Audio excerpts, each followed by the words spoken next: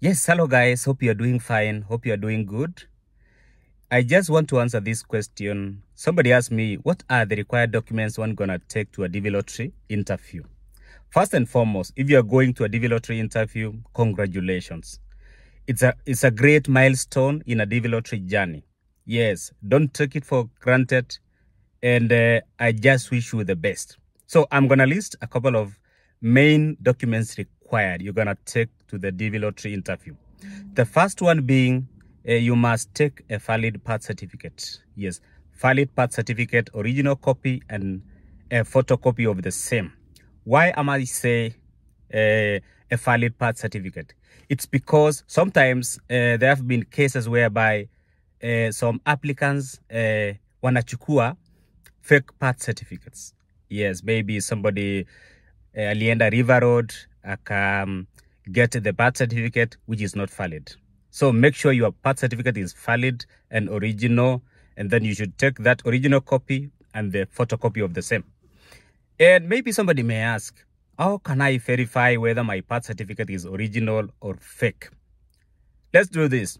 As long as you got your birth certificate from the official government what? Offices, you don't need to worry so much. But if you think that maybe you send somebody and maybe you don't trust whether that person went to the right office, you can always go to, if you are in Nairobi, Kenya, just go to Path and Civil, it's called Path Registration Offices, headquarters, and it's found in the building called Bishop House. Yes, just Google Bishop House and then go there and they will be able to help you with that, to verify or to authenticate whether your birth certificate is legit or not. Alternatively, you can be able also to do this via eCitizen. Yes, you can pay some amount and then you should be able to do birth certificate authentication.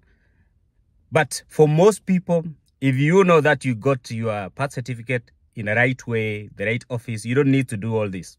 First of all, I'm a DV 2023 Diversity Visa Lottery winner, and I didn't do birth certificate verification because mine was legit. I got it from the official government offices. That's number one, birth certificate. Number two, I'm just following a list. KCSE, let's say you are coming from Kenya. Make sure you take with you high school diploma or certificate, or if you are, we can say KCSE certificate if you are from Kenya. Make sure you take the original copy and the photocopy of the same. And with this one, it's very interesting. Before you do this, make sure you do KCSE verification. How are you able to do this? You just visit NEC QMIS portal and then start the verification process. And then NEC will be able to send the verification report to the US Embassy. Yes, they will not give you the report. They will just send the report to the US Embassy, stating that your KCSE is legit, is valid and legit. Obviously, if your KCSE is not valid or is fake, it will state that and you may be denied visa. So, number two, KCSE certificate, original copy and the photocopy of the same. And before that, you have to do KCSE verification. I have a video on how to do KCSE verification before you go to the interviews. Very important. Here is number two. And then number three, the third one, the required document during the DV lottery interview is the PCC. Okay, maybe somebody may say, what is PCC? Yes, it's Police Clearance Certificate, or also known as a Certificate of Good Conduct. Yes, nafikiri Kenya ilikuwa inaitwa Certificate of Good Conduct. So it's the same thing. So how are you able to get this? You just, with the same eCitizen portal, if you are from Kenya, I don't know about you, maybe your country, maybe you are coming from a different country, you need to Google that and know how to get your police clearance. But if you are from Kenya, very easy. You can start with eCitizen and then you fill the forms and then you should be able to book the biometric date. And then you go there, they take your fingerprints, and you can wait for about, I think it's about 1 month-ish, about 1 month or 2, and then you will receive a notification that your police clearance certificate is ready. How are you able to get this? You just visit the same website and then you print that copy. Yes, they will not send you a copy or what. No, you just visit the website, you retrieve the police clearance certificate. You download or print. Very easy. That's if you are from Kenya. And make sure your police clearance certificate should not be more than 6 months. Though, with a disclaimer, I've seen people who have police clearance certificates more than about 1 year, and the embassy accepted. So it's a gray area. Yes, some regulation says not more than 6 months. Others says 2. But all I can advise you, when you get to an L, yes, let's say, okay, even before you get to an L, that is interview notification, after submitting your DS-260, if your case number is low, just start the process of getting the police clearance certificate. You can start that process as long as you are you have a low case number. And when I say low case number, it could be anything between 1 to 10,000 ish, or maybe 15,000. It depends on how efficient your embassy is. So, but if your case number is way high, maybe in the eye of maybe 35, 40s, you'll still get to the interview. It doesn't mean that if you have a high case number like 40, 50, you will go, but you have to balance you time yourself in such a way that you get your police clearance certificate at the right time. Ndio isikuwe invalid. Though I doubt kama it will be okay. So if you have a lower case number, immediately you submit your DS-260, start the process of maybe you can wait maybe 1 month or 2, or just, yeah, and then start the process of getting police clearance certificate. Also, similarly, if you visited a foreign country within the last 6 months, you need to make a way of getting the police clearance from that country. 6 months. Get the police clearance from that country. Very important. Number 4, marriage certificate. Maybe for some people, yes. I know this does not apply to everyone or to every applicant, but let's say you are married and you applied as married, you indicated that you are married, you should have a marriage certificate. Yes, so make sure when you go to the embassy, take that. Okay, for the police clearance certificate, they need the original copy. There is no need for a photocopy. They just need that original copy. Okay, marriage certificate is required if you indicated that you are married. So make sure you have the marriage certificate and a copy of the same. Okay, for some people, they may require a certified copy of marriage certificate. For some people, especially if your marriage is a bit doubtful, or maybe you conducted your marriage way after the DV lottery results. Yes. But for most people, the marriage certificate is just enough, will be enough. I remember my case. Let me give you an example. I like to use examples. My marriage certificate, I had a marriage certificate. At the same time, I had also the certified copy of marriage certificate. Remember, if you are from Kenya, marriage certificate is it's like it's creamish white. It's yes, and then certified copy of the same is blue. Bermuda blue. I don't know the colors. It's Bermuda blue, and you can only get a certified copy of marriage certificate at the AG's office. You start the process at the eCitizen level, online, and then you have to go to AG's office, Nairobi. you will only, let me repeat this, you will only get a certified copy of marriage certificate at the headquarters, which is Sharia House or Attorney General's Office, Nairobi. While for marriage certificate, you can get at the county level. Yes, you don't have to come to Nairobi or, no. That's it. So marriage certificate and for some people, certified copy of the same. Okay, let me tell you this. When I went to the interviews, they asked me the documents. I gave out the marriage certificate. I also gave out the certified copy of marriage certificate. But interestingly, the lady who was there at the counter told me, no, we don't need a certified copy of marriage certificate. As long as you have this one, it's okay. So, hawakuchukua certified copy. So, I don't know. I cannot say si lazima, but for my case, hawakutaka.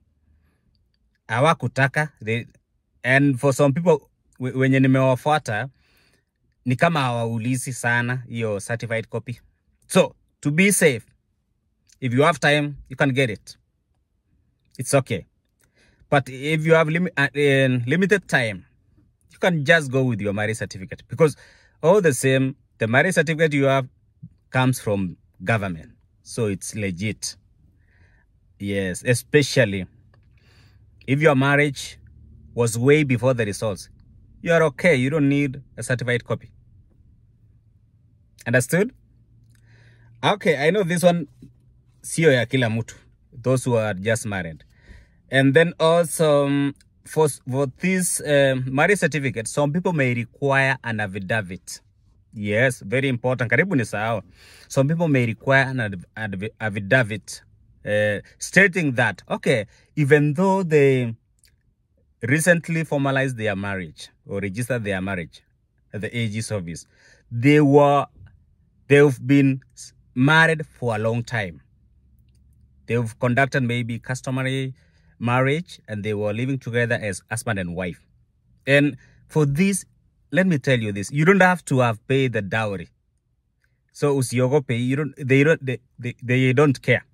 You just go to an advocate when you wanna swear oath, advocate or lawyer, whichever, they are the same names, and then you get the affidavit stating that you and your wife or you and your husband have been married for such a long time, this time from this date, and traditional marriage, blah, blah, blah. And then we registered our marriage on this date. Understood? So some people may need affidavit. Yes. And also, the people who need affidavit are this category of people. There are some people who apply DV lottery as married, but they never had the marriage certificate. They were married in every sense, in a traditional way, in every sense, but they never had marriage certificate. So they applied. So to pack up your case, you need an affidavit stating that, okay, you've been married under customary law. Even though customary marriage is just a process. Yes. Let's say mumeenda kujionyeshana kwa wazazi huko, that's a process. Yeah, don't assume that haukufanya. Hiyo ni hiyo. That is it. Don't assume that it has to be complete. They don't even care. So get that affidavit from the advocate, plus the marriage certificate, plus the certified copy of marriage certificate, and then your case will be strong. I've seen some people, there's so many people I've seen who applied as married, but they never had marriage certificate. So their marriage certificate, when you see their marriage certificate, it says, okay, this marriage was registered way after the DV lottery results, which in some cases may bring questions. The consular officer may say, okay, is this marriage legit? But if you have the affidavit and a certified copy of marriage certificate and the marriage certificate, that would be okay. And then also you make sure that you have as a backup, you also have you need to have some photos. For everyone else, if your marriage was way before all these applications, you don't need an affidavit. Sorry for that. You don't need an affidavit. You just need the marriage certificate. Understood? Yes. Yes. And then also, I don't want to forget anything. A travel passport. Here is number 5. That's number 5. Another document required during the DV lottery interview is a passport. Make sure, let's do this. Now you've applied, let's say, for example, DV 2026 or DV 2025. Make sure you get the passport. Yes, you take your original, your passport to the interview. Yes, you must have a passport. And in any case, you will not submit your DS260 without a passport. So I don't think that will be an issue for most people. Because if you get 2NL, it means that you submitted your 2NL and you had a passport. So make sure you take your passport.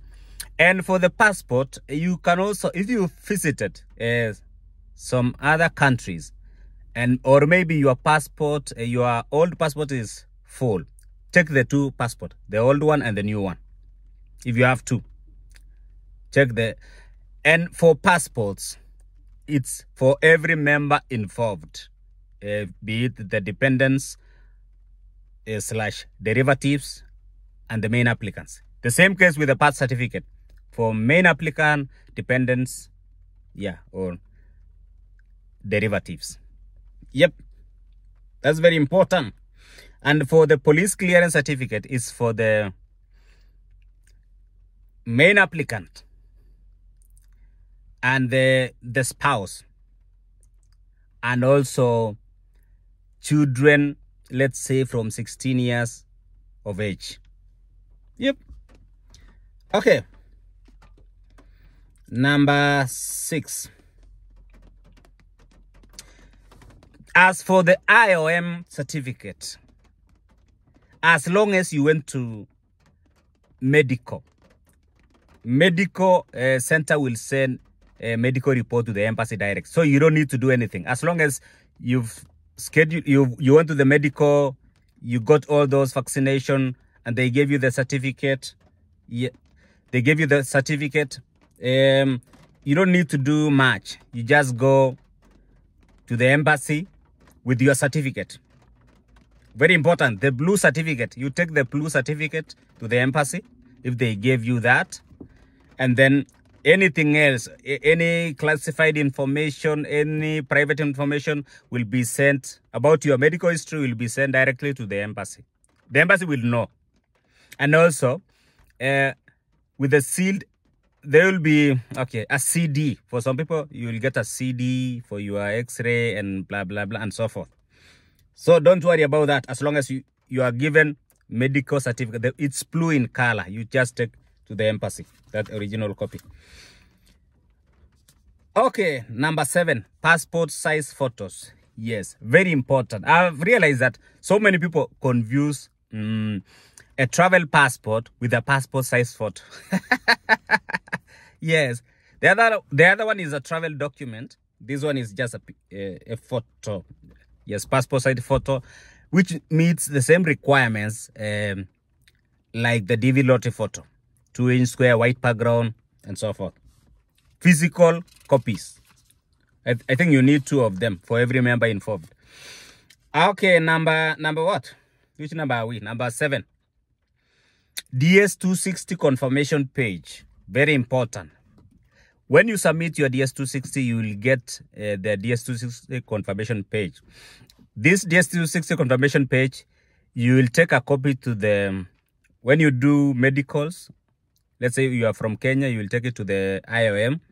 And also a copy, you will also take it to the interview. So DS260 confirmation page, on a barcode. And then also you need to take your 2NL, interview notification letter.